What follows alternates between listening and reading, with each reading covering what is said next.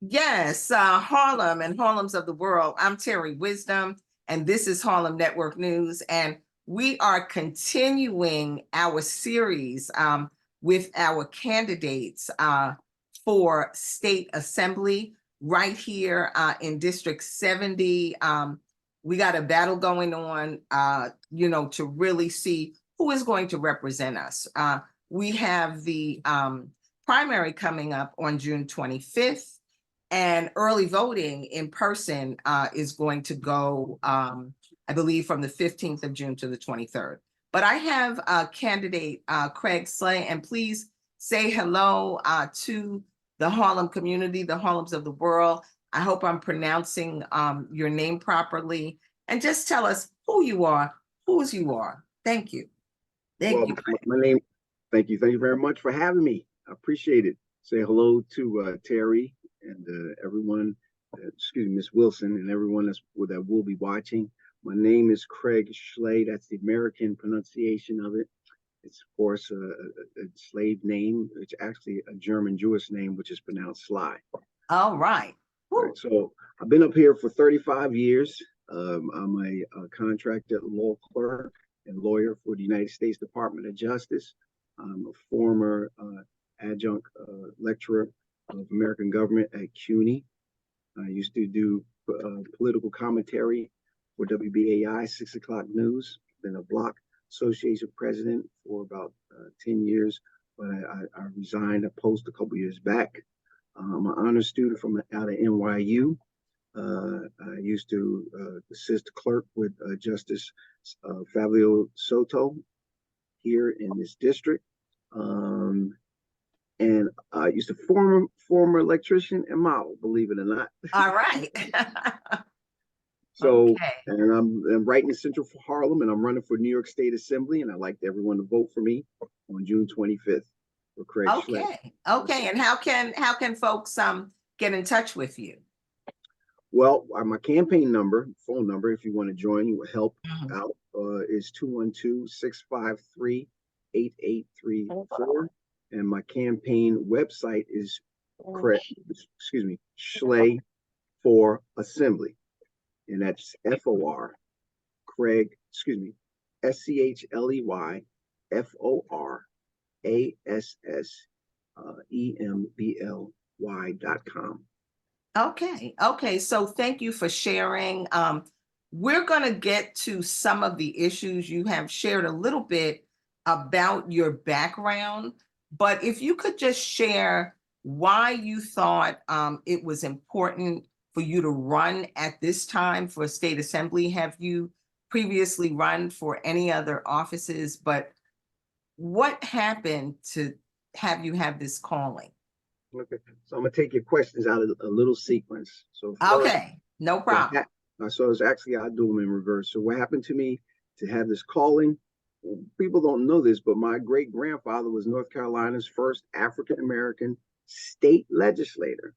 All right.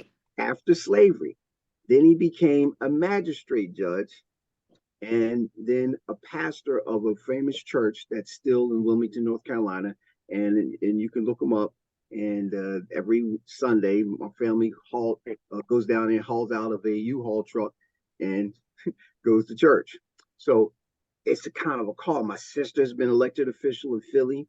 My father was a Teamster rep, and I've always been an advocate. I used to work for Congressman Rangel at that. So okay. It's in me, and there's a need. There's a serious need. What excuse me? Yeah, I'm here. I'm here. Yeah, okay. There's something in the background. I'm not sure exactly what's happening. Yeah.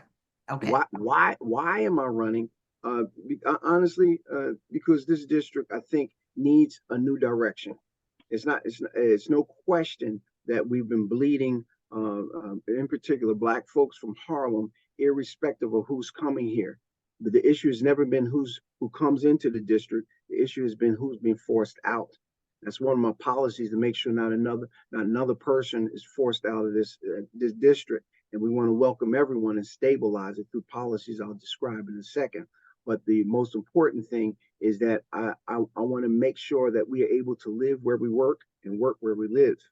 and that the reality is that this district does not belong to a particular family. It doesn't cannot be bequeathed to anyone, nor can it be inherited. It belongs to the people, and this generation has evolved in its thinking and in its needs. And I think my position is right on time with it, and that's why I'm running, to deliver that message and deliver the goods of being able to work where we live through income. Through bringing a state of the art film and TV industry here. That's a $7 trillion industry worldwide, and America owns 1/3 of that. It produced 800 million jobs in the U.S., and that's something that we could definitely commodify up here, and it's something that can bring all the cultures, and particularly African Americans, into a living wage, and bring income targeted housing, not the affordable model, but income targeted housing, where they target people's income.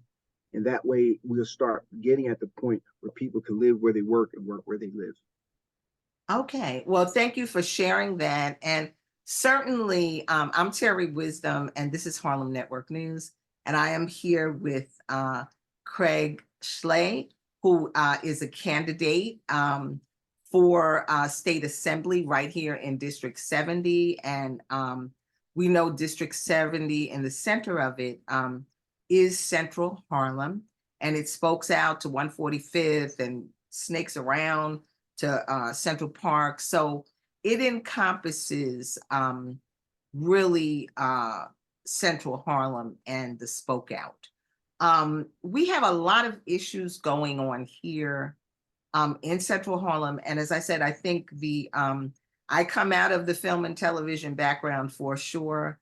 You know, I worked for many, many years in the networks, in news as an editor. You know, I'm a member of several film editors union, Local 771, all of those, features, documentaries. So I definitely see the value of the film industry here in Harlem. And a lot of times they've been coming in and been takers, using Harlem as a backdrop, pushing us out of parking, not compensating us, not having anybody that looked like us on the cruise. So, that's something we definitely have to address. But just taking it down a notch, we have a lot going on right now. We have separate but not equal education going on in Harlem. We have 70% of the drug treatment centers in Harlem, and not in the rest of the city. We have, the asylum seekers here in Harlem. And even if they're not living in Harlem, they're at the Roosevelt Hotel and they're busing their kids up to Central Harlem. We have illegal drug, cannabis centers on every corner here in Harlem, even in terms of, one of our new castles here in Harlem, the Renaissance Hotel. There's an illegal drug cannabis center right there across the street from the legal center. So how is all this chaos happening in our city? We got legislators. What is going on? And when you come in, what are some of your pet issues, and what do you feel you'll be able to do about it? Because people are concerned. Thank you. That's a long list. Loaded question. Yeah. It's not loaded, it's real. Mm-hmm. And it's something that came about over years of neglect, and over years of voting for the same people that were bringing about the problems that you illuminated, which I feel as though there are. But first, I want to reiterate, none of those problems would be a problem to anyone if they didn't live here. If they were forced out, this would not be their problem in this district. The number one problem that we all have, first of all, we have to be able to eat, sleep, and have shelter. So as an individual looking at this situation and assessing that in the past 10 years, we went from 69,000 Black folks here to 61,000.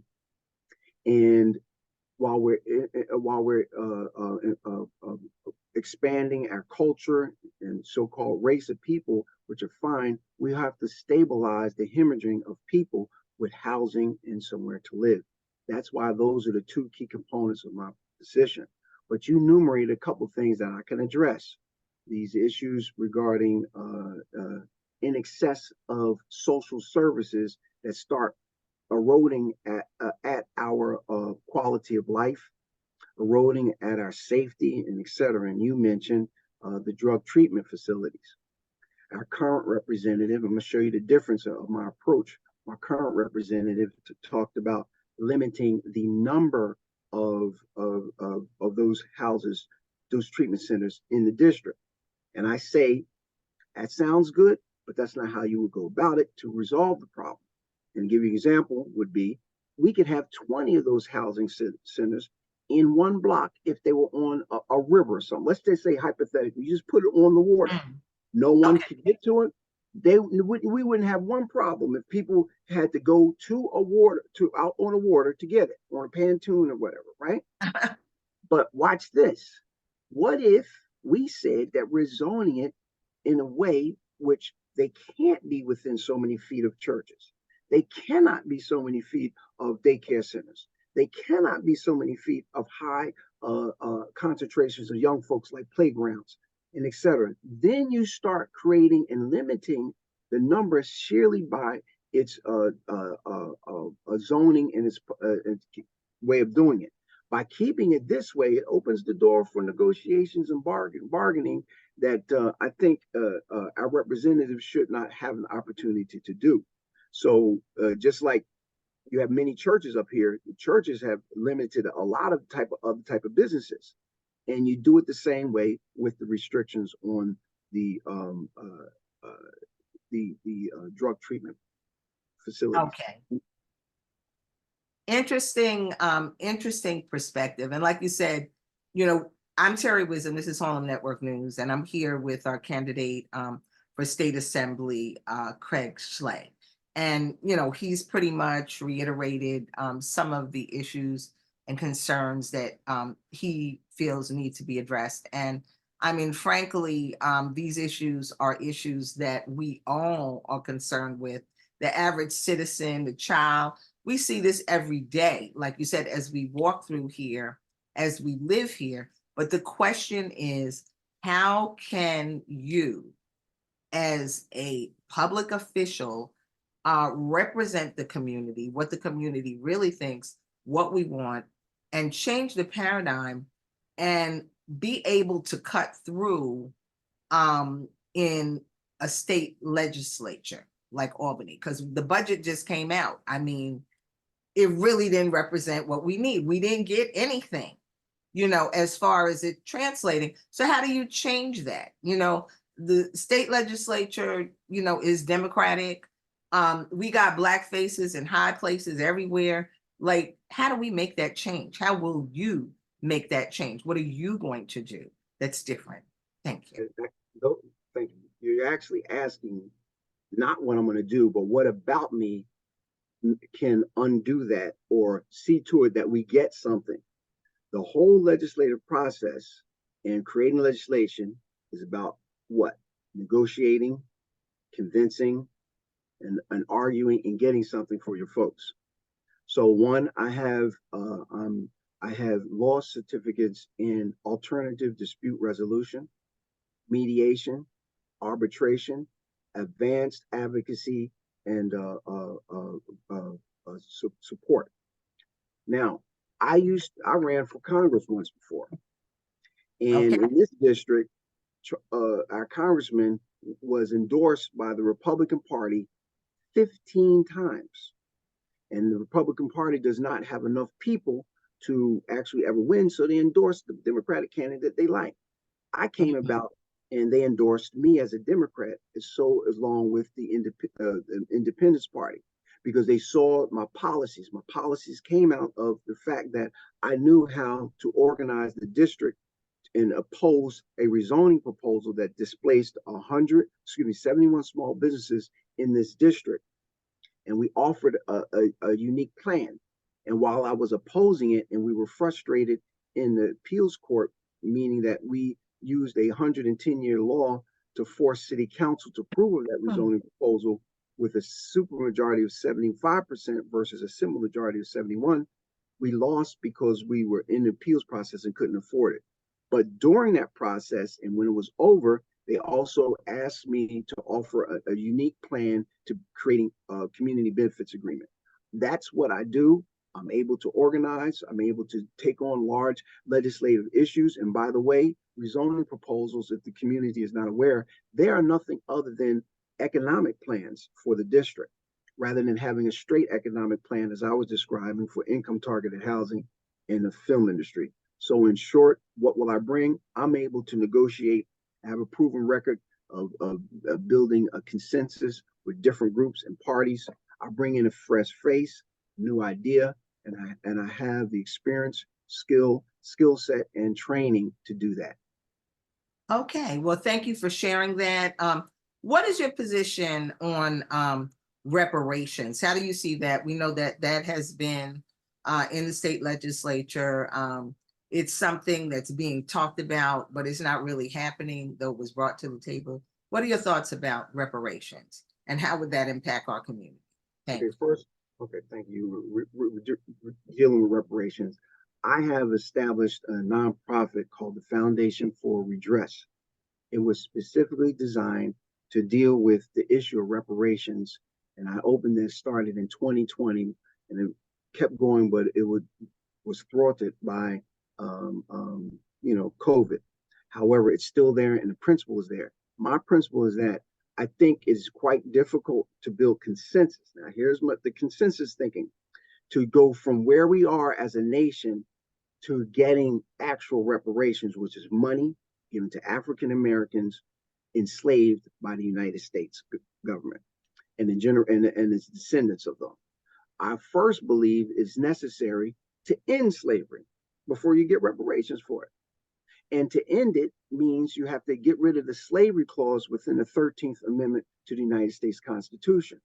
Because let's say we got reparations tomorrow and we got exactly what we want, they could then turn around and continue doing it because the slavery clause within the 13th Amendment, that's an exception to after they say, hey, there's no slavery in the territories of the United States, but if you're arrested and convicted of felony, I could put you and your black behind back in the state of slavery, which they do.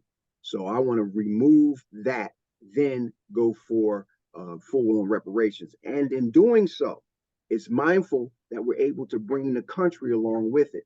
And I would like to introduce that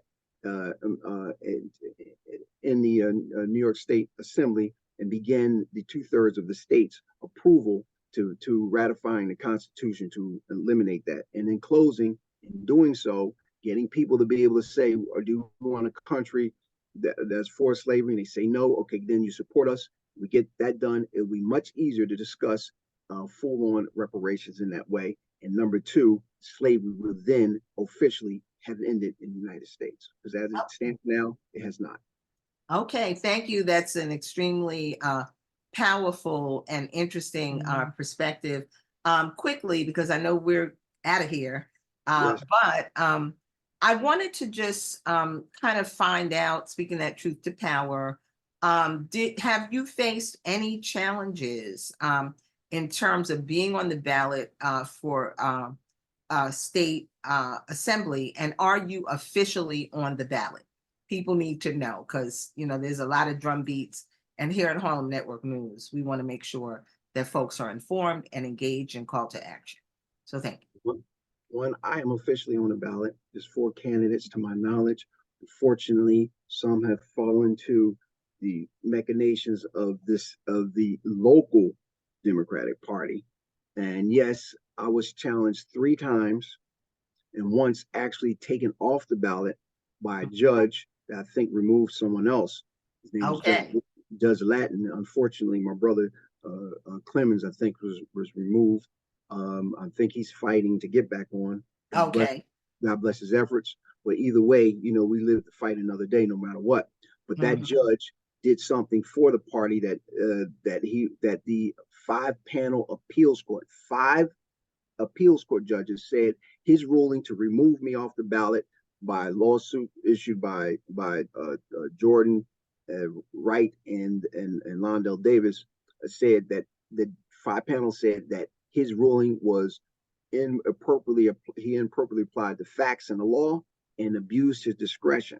Once that was overturned, they then sued me again on a second issue, which they lost, and then on a third issue, which was my signatures, and they lost. I'm officially on the ballot, and I just want to say for the record, to show the strength of my campaign and the strength of our organization, that typically, historically, when this Democratic Party in this district, led by the father of one of the candidates, removed you off the ballot, they never came back. We did, and we're here to stay, and we would like to demonstrate our strength and support by making sure we win, and we can use your support. And I will note, during the time that we were taken off was the time when we would have received donations, matching funds, and we can use some help in that way. However, either way, we're ready to run, and that's what happened to me. And I'm on the ballot, ready to represent this. Okay. Okay. Thank you for the clarity. Thank you for speaking truth to power. I'm Terri Wisdom. This is Harlem Network News, and we're here to ensure that Harlem is informed, and all of those coming through. We want support for small business. We want financial support for media. It's critical. The media is the message, and we're here to stay. And if you want to just give a final word, and just if you're elected, if you're not elected, how are you going to continue to work for Harlem? Because that's critical. Thank you. Nothing changes. I continue doing what I've been doing, which I listed before. I'm a public servant, always have been. I used to be a former fireman and electrician. I'm a blue collar man with a white collar education that keeps his word.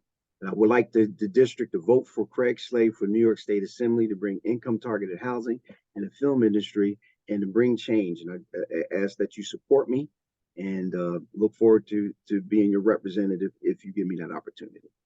Thank you.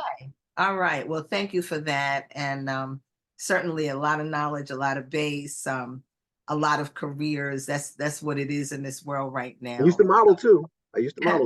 Okay, I love it. with Wilhelmina. So, yo, and by the way, did you know the first person I lived with in New York City was with Raven Simone.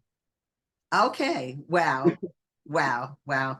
What can we say? We have history. We're all connected. And thank you so much, candidate Craig Schley. And happy Memorial Day weekend. And we encourage everybody to get out there to Dance Africa, BAM, and the legacy of our Chuck Davis and Abdel Salam and Diane Harvey Salam, keeping it going with Forces of Nature. It's all weekend. There are vendors, and this is a part of our legacy and history. Harlem Network News. Thank you.